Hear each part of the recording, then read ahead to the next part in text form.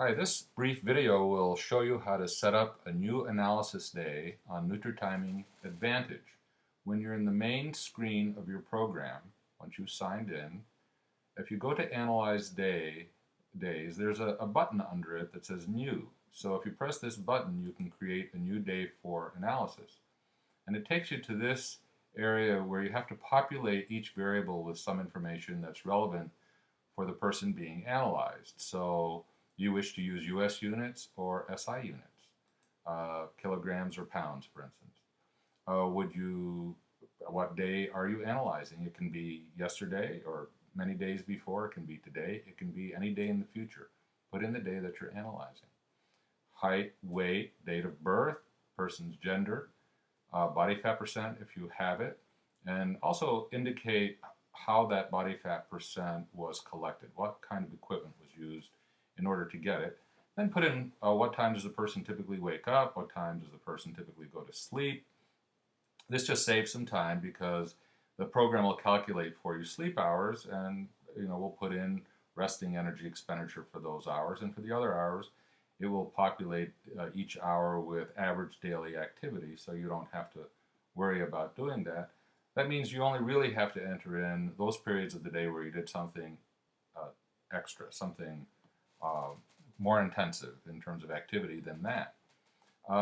REE stands for Resting Energy Expenditure, and it's the basis from which all activity values, the energy expended in different kinds of activity, are based. So the program predicts resting energy expenditure, and so you wouldn't override it if you have no direct assessment of resting energy expenditure. We use a widely accepted and widely used regression equation for predicting this that includes height, weight, gender, and age. And we get a pretty close prediction of resting energy expenditure. But if you've actually had it measured by a piece of equipment, then, and you know that value, then you can press yes, and you would simply enter that hourly resting energy expenditure value here. And that may have the effect of increasing the accuracy of the energy expenditure values, which are in the program. This area is kind of interesting. What we're asking you to do is put in the last time somebody ate something with calories in it the day before the day of analysis. That lets us predict what the beginning energy balance might be at midnight.